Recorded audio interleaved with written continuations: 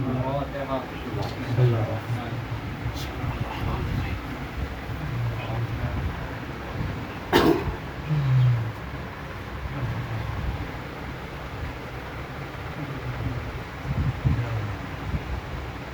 حول ولا قوة إلا بالله العلي العظيم. أعوذ بالله من الشيطان الرجيم. بسم الله الرحمن الرحيم. الصلاة والسلام على سيدنا ومولانا أبي القاسم محمد اللهم صل على محمد وآل محمد وآله الطيبين الطاهرين المعصومين المظلومين. أما بعد فقد قال رسول الله صلى الله عليه وسلم إن الحسين مصباح الهدى وسفينة النجاة. صلوات على محمد. اللهم صل على محمد وآل محمد. عزیزان محترم، صاحبان ایمانی، ماتم داران سید الشہداء، الحمدللہ ہم اپنے آپ کو یہ احساس کرتے ہیں کہ ہم اہل بیت کے چاہنے والے ہیں.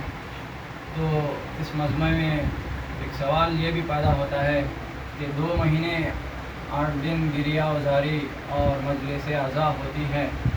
الحمدللہ یہاں پر 40 دن گزر گئے. اب ہم خود اپنے آپ سے، پہلے میں اپنے آپ سے دیکھوں کہ کیا ان مجلسوں سے میں نے کتنا اپنی روح کو پاکیزہ بنایا. ایک سوال یہاں پر یہ ہوتا ہے. دوسرا سوال یہ ہے کہ امام حسین علیہ السلام اور جناب زینب کبریٰ سلام اللہ علیہا، اللهم صل على محمد وآل محمد. شہداء تم سے ضرور سوال کریں گے کہ بتاؤ، جو ہم نے یہ شہداء، ہم یہ قربانیاں دیے ہیں، ان قربانیوں کا تم تک کتنا اثر ہوا؟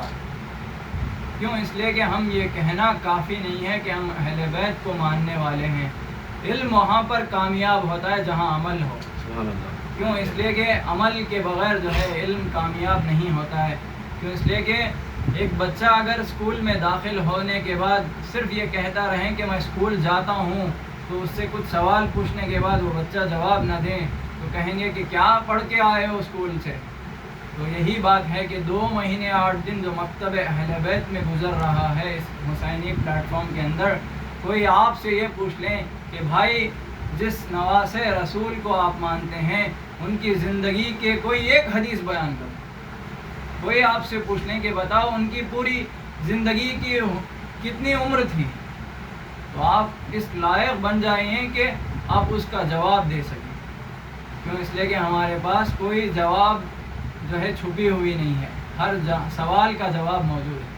تو اس لیے کہ 40 میں آ کر اپنے آپ کو حاضری دے کر یہ کہہ دینا کہ میں بھی جو ہے شریک ہوا تھا اور مجلس کر چکا تھا اور تھکا ہوا ہوں، میں جا کے سونے والا ہوں، یہ تو ہر کوئی کہے گا ضرور.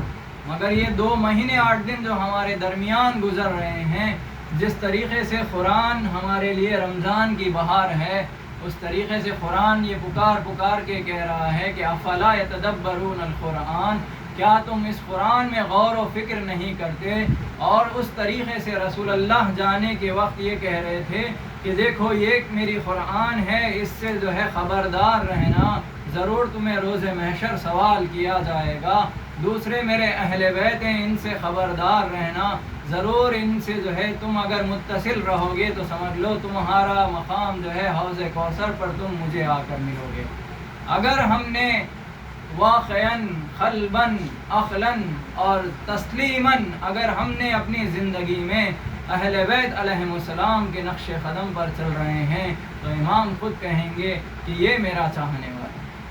کیوں؟ اس لیے کہ ایک بوسیدہ اور جو ہے پھٹے پرانے جو ہے جوتیاں کو صحیح کرنے والا امام کا ایک جو ہے عاشق، وہ جو ہے جب دکان لگاتا ہے تو وقت کا امام جا کر اس کے ساتھ میں بیٹھ کر جو ہے اس سے گفتگو کرنے لگتا ہے. کہا گیا بھائی تم نے ایسا کون سا عمل کر دیا ہے کہ جس سے تمہارے پاس وقت کا امام آ کر بیٹھ جاتا؟ تو کہا کہ میں اتنا بڑا کوئی عمل تو نہیں کیا، بس میری زندگی میں اول سے لے کر آخر تک میں نے حرام کاموں سے اپنے آپ کو بچایا، یہ میری زندگی تھی. دوسرا ایک مسئلہ تھا کہ جو ہم نے اپنے کانوں سے بھی سنا اور آنکھوں سے بھی جا کر دیکھا. ایک مدرسہ ہے مشہد میں امام رضا علیہ السلام کے روضے صلی علی محمد و آل اس محمد. مدرسے کا یہ حال تھا کہ اس مدرسے کا نام ہے نواب صفوی.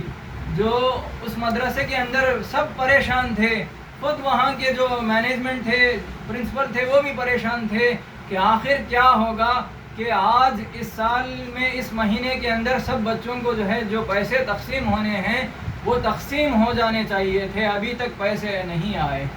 تو یہ ایک دن نہیں، 2 دن نہیں، 3 دن گزر گئے.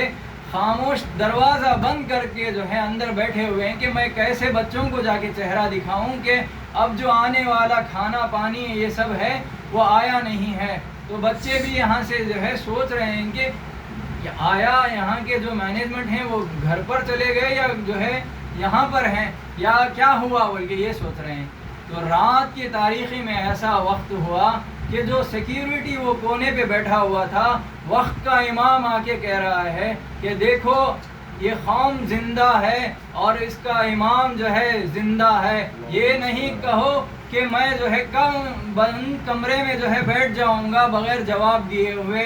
اگر اس مینجمنٹ کو آ کر پرنسپل سے یہ مخاطب ہو کے یہ سیکیورٹی سے یہ پیغام دے رہے ہیں وقت کے امام کہ دیکھو اے شخص، اگر تم سچے دل سے ہمیں پکار لیے ہوتے ہم اسی وقت آ کر تمہارا مسئلہ حل کر دیے ہوتے. صلوات را محمد. اللہم صلی علی محمد و آل محمد. یعنی کہ یہاں پر رک کر یہی کہنا چاہتا ہوں کہ خود کے لیے اور تمام لوگوں کے لیے کہ دیکھو اگر تم نے اہل بیت علیہم السلام کے جاننے والے اور ماننے والے ہو تو تمہارے اوپر لازم ہے کہ تم یہ سمجھ لیجئے کہ ہم اگر سینے پر ماتم بھی کرتے ہیں، اگر ہم آنکھوں سے قرآن کو بھی دیکھتے ہیں تو ہم پر لازم ہے جس طریقے سے ایک پیاسے کو اگر پانی نہیں دیا جائے تو وہ مر جائے گا، اس طریقے سے اگر روح کی غذا اگر اس دور میں ہی صحیح اگر نہیں ملے گی اور نہیں ڈھونڈ کر جائے گا تو انسان واقعاً بھٹک جائے گا. کیوں؟ اس لیے کہ انسان بھوکا جب رہتا ہے تو کسی بھی طور پر کھانا مل جانے کے بعد ہو سکتا ہے کہ آدمی بے وفا نکلیں، مگر جو انسان اہل بیت علیہم السلام کے بچپنے سے ان کے عظمت، ان کے فضائل، ان کے کرامت کو سنتا ہوا آ رہا ہے وہ کبھی اس در سے غداری نہیں کرے گا. کیوں؟ اس لیے کہ اس کے پاس جو غذا جا رہی ہے وہ جنت سے کمتر غذا نہیں ہے. کیوں؟ اس لیے کہ کھانے کا اثر ایسا ہے کہ یہاں پر ذکر حسین بھی ہوتا ہے اور فضائل امام بھی بیان کیے جاتے ہیں، اس کا اثر ضرور ہوتا ہے. یہی وجہ تھی کہ ایک واقعہ ملتا ہے کہ ایک بچہ ایک ماں کے 2 بچے تھے، ایک بچہ جو ہے حرامی نکلا، ایک بچہ حلالی نکلا.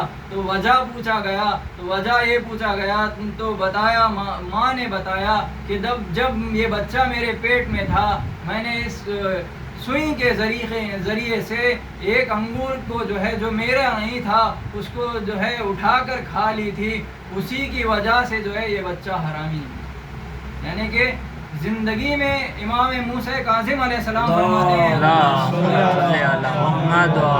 اے میرے چاہنے والوں، تم تو دم بھرتے ہو کہ میں اہل بیت کا چاہنے والا ہوں، تمہارے اوپر لازم ہے کہ تم اپنی زندگی میں جاؤ، جانے کے بعد بستر پر رکھو اپنے سر کو اور کہو کہ صبح جو آنکھ کھلی تھی کیا یاد خدا نے گزری ہے، کیا میری جو زندگی چل رہی ہے کیا میرا خدا مجھ سے راضی ہے، یہ جو میرے سانسیں چل رہے ہیں کیا اہل بیت علیہم السلام مجھ سے راضی ہیں. کبھی میں نے کسی کا دل دکھایا، کبھی میں نے کسی کے مال کو ہڑپ لیا، کبھی میں نے جھوٹ بولا، کبھی میں نے ان آنکھوں سے گناہ کی، کیا میرا وقت کا امام میرے سے راضی ہے؟ ہم یہ 2 آنکھوں سے آنسو بہاتے ہیں جبکہ مولا ہمارے اعمال کو دیکھتے ہیں تو خون کے آنسو روتے ہیں. کہتے ہیں کہ اے میرے چاہنے والوں، 40 حسینی میں 21 ملین لوگ یہ جو معجزہ ہوا ہے 2022 میں، جبکہ حسین نے نہیں بلایا ہے تو اتنے آئے ہیں. جب اگر حسین موجود ہوتے اور کہتے کہ لبیک آ جاؤ تو کیا ہوتا پتہ نہیں. یعنی کہ وہاں پر جب حاجیوں کا مجمع ہوتا ہے تو 2 کروڑ کا مجمع ہے، اس مجمع کے اندر یعنی کہ پبلک کے درمیان میں سیکیورٹی کرنے والے حیران ہو جاتے ہیں کہ ہم کس طریقے سے انتظام کریں. یہ تو جو ہے خدا کی مشیت کے اندر وہ الہی نظام ہے کہ اس لیے کہ امام حسین نے کہا کہ پروردگار جس نے تجھے کھو دیا اس نے کیا پایا، جس نے تجھے پا لیا اس نے کیا کھویا. اس طریقے سے حسین نے اپنے پاس جو کچھ بھی تھا سب کچھ لٹا دیا. اب جو امام نے اتنی عظیم قربانی دی تو امام کو بھی خدا نے کہا کہ تا قیامت تک میں تیرا ذکر باقی رکھوں گا. اس کی بہترین دلیل ہے قرآن کے اندر. قرآن ارشاد فرماتا ہے سورہ بقرہ کے اندر کہ اے میرے چاہنے والو تم میرے ذکر کو باقی رکھو، میں تمہارے ذکر کو باقی رکھوں گا. فاذکرونی اذکرکم، اس طریقے سے وہ آیت شروع ہوتی ہے. یعنی کہ ہمارے اوپر لازم ہے کہ ہم اپنی زندگی کے ہر ایک طرح سے اپنے اعمال کو جھنجھوڑیں، اپنے ضمیر کو جھنجھوڑیں کہ آیا واقعاً ہم اہل بیت کے چاہنے والے ہیں، آیا ہم اس طریقے سے اہل بیت کو مانتے ہیں جس طریقے سے اللہ نے اور خدا نے اور اہل بیت نے ہمیں چاہا ہے. کیوں؟ اس لیے کہ اس طرف سے اگر اذان کی آواز آئی، اگر ہو سکتا ہے کہ کوئی ضروری کام ہو گیا ہے تو جانا پڑ گیا ہے، تو خدا کہتا ہے کہ بے شک تم جاؤ. اس کی بہترین دلیل وہ ملتی ہے کہ ایک مرتبہ کا واقعہ ملتا ہے کہ امام حسن مجتبیٰ علیہ السلام